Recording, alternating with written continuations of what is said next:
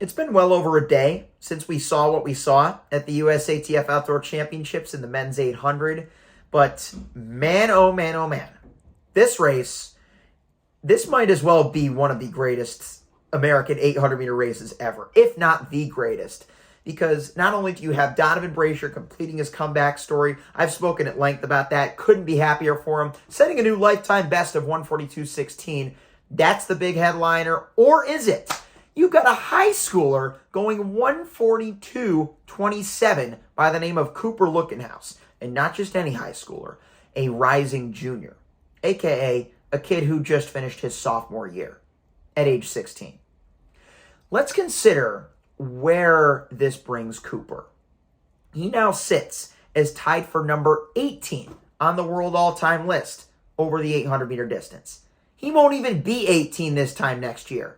And he's already number 18 all time, if that parallel has any significance to you. If it doesn't, perhaps this one will. Not really a parallel, more so a stat line. Number 4 on the U.S. all-time list at age 16. Those are just a couple of the big facts and figures that I'd like to start this video off with, but just to kind of expand upon what this kid has done, right? I didn't get to watch the race live, so I didn't really see how it happened, but I just remember opening the live results while I was out and seeing the times. Again, Brazier was the big thing that I saw first, because whenever you open a live results, the first thing you're going to see is who finishes first. But then you just see WU20R, short for World Under 20 record, 142.27, Cooper Lutkenhaus. And you just think to yourself, what? I'll admit I may or may not have yelled out a few expletives to myself when I saw that. I mean, how can you not when you see something like that? Seriously? 3-second lifetime best. I think that's the more important record to consider. Not the World Under 20 record, not the American Under 20 record, but the personal record. Just the size at which he made that jump. 3 full seconds in an 800 for a guy who's run quite a few 800s and made quite a few gains this season. I mean, he was going sub 150, which was impressive in and of itself as a freshman last year. But to go from a 145 to a 142, I don't think enough people realize how insane that is. Of course, there has been a lot of firestorm surrounding this race and this outcome by this prodigy. But let's consider other guys that set personal bests in this field. Donovan Brazier.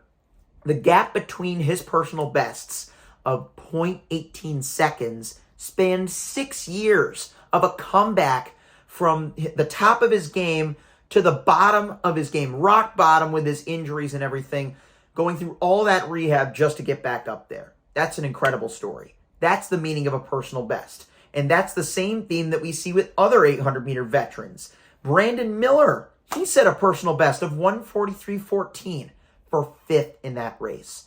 6th place, Isaiah Harris, 144 low.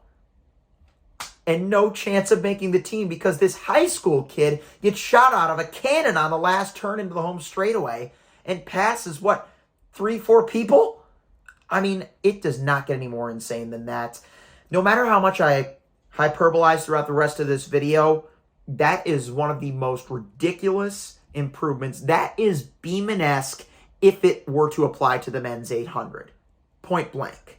And I just got to give massive props to Cooper for how he has just showcased such veteranship. I talked about this with Quincy Wilson in my incorrect prediction video for the men's 400. And Quincy, even if he didn't make the team, he still has plenty of veteranship for a guy who's in such a difficult event at age 17. But Cooper in this race saw world-class 800-meter runners going for broke. I mean, that's the best way I could describe a 49 low opening lap, isn't it? But he ran his own race just like Donovan Brazier did in my previous recap race of his, where I talked about his London Diamond League race, and he wasn't drawn in by the early aggression for that effort. But that's basically what Cooper did here. And he just has so much wheels. I had to watch that all-access video that Gordon Mack did covering one of his workouts where he just closes an easy 23, 24-second 200 speed reps from standing starts. He runs a 46.3 personal record for the 400 meters. I feel like he could run some easy mid-45s if he trained for it, but who needs to do that when you can run 142 over 800? I mean, it is just ridiculous what this kid has done, and he has such a bright future. I find it personally difficult to believe that he will set another personal record this season, and I'm probably going to get proven way wrong. He's probably going to break the actual world record and win the world championship now that I said that, knock on wood. No matter what he does for the rest of the season, he's gotten himself to a point where he can consider himself the high school MVP for what he's done. That's that. We know about all the other high schoolers that came to the USATF championships. You got Maurice Gleaton Jr., you had Tate Taylor, I mentioned Quincy, Natalie Dumas on the girls' side, and you just see based on what these athletes have to go through, not just in terms of the grind, but in terms of the competition that exists in USA track and field. You heard my latest podcast guest, Wyatt Gravier, say it.